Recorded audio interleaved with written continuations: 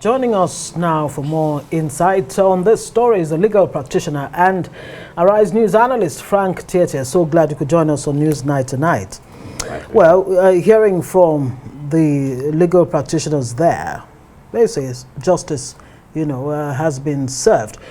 Has it been served? And how much of a deterrent really will this be when considering the numbers that we've been hearing, from trigger-happy policemen snuffing life out of Nigerian citizens?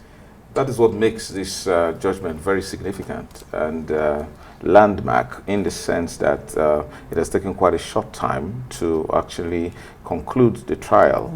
It is always very heartwarming when you have a sigh of relief that justice indeed has been served, and that's what has happened in this case. Nigerians are not used to when trigger-happy policemen shoot citizens and nothing happens other than the statements and then outcry.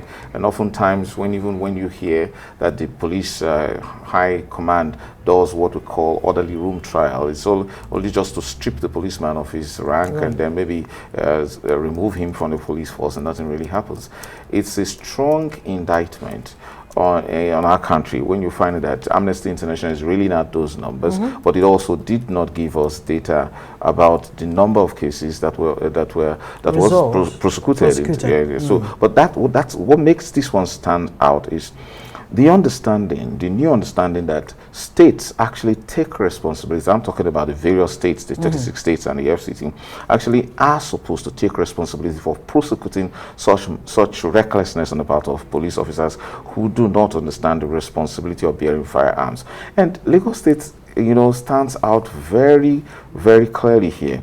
And I think we must give much commendation to the then Attorney General, or Moyoshere or Nigbanjo, who actually prosecuted it. And so that becomes an example to other states that you don't just appoint an Attorney General to exercise those immense powers under Section 274, but you appoint someone who understands not only civil litigation but criminal litigation, because clearly much credit has been given to him the way and manner the prosecution, the standard prosecution was conducted, and that's the reason why it took such a short time. That's a record, given the fact that murder trials in our country sometimes last up to between 5 to 10 years. And so you find that if other states had been, because we're talking about the laws of Lagos State, and the residents of Lagos State, doesn't matter where you come from, but we've seen that track record in the part of Lagos State that whether it's with regards to cases of sexual and gender-based violence, that the prosecutorial authorities in Lagos State don't just take it for granted and that they actually do their job. Other states must emulate. It's very important. So let us stop this idea that it's the federal control police, and as such, when they commit offense or crimes in other states as far as Delta or Taraba and the rest, as an Attorney General of a state, you owe the duty, the constitutional duty to the residents, to the governor, to the people, to the Federal Republic of Nigeria, to ensure that the laws of the state are actually activated against a federal controlled policeman. And that's what we've seen in Lagos State, and that's very impressive. I'm happy you bring at this point talking about Lagos. But again, the worry here, let me take you back to 2006. You remember Chukwuemeka Ezeogo, known as Reverend King. 2006, I recall he was sentenced, and in 2016, the Supreme Court also affirmed that conviction. He's been on death row. Like so many others. And that's the issue now. So when we say justice has been served and it takes almost forever, nothing is done to punish these people subsequently, where does this leave us? You've raised a very important issue. But criminal law and criminal procedure have actually moved on a bit since that time.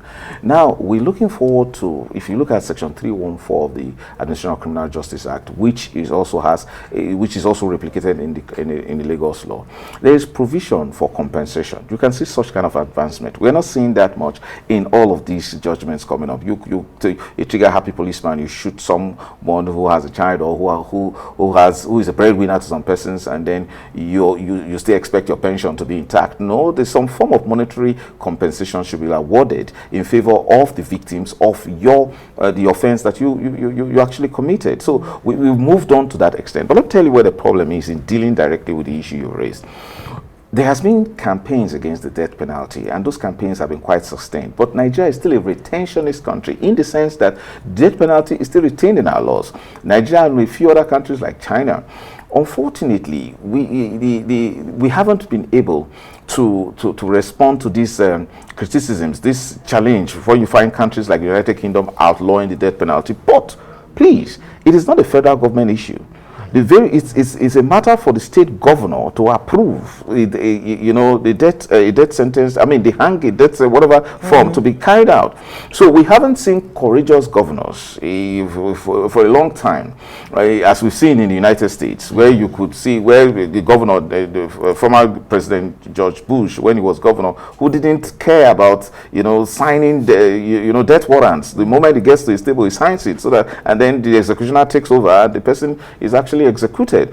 But there hasn't been that courage, and so where is the deterrence? So that's why I try to tie it to some measure of compensation. So why Reverend King and a whole lot of them who are on death row are probably enjoying some measure of freedom and control of their resources while in prison because of a very weak system that we have, there should be some immediate punitive element flowing from the fact that they must indeed pay. Their houses should be seized. If they have bank accounts, they should be frozen, and then civil actions should be proceeded against them for wrongs that they have committed, and for deprivations they have caused as a result of killing somebody, especially in cold-bloodedly. But I wonder, in this case, there's no mention of compensation. Oh yeah, but it doesn't. Can you really say justice has been fully served? No. The good thing about it in our system is that there is a room for you to conclude the criminal trial and actually start another civil trial. So, for example, you can move against the property of Mr. Vendi, So, but I think we're making progress. Okay. This is a good example, and it should be sustained. And it doesn't matter whether it's difficult to prove. The very fact that the circumstances simply attest to the fact that Vendi caused it, the court held him liable for the debt. Frank Tietie, a good place for us to live. It's time.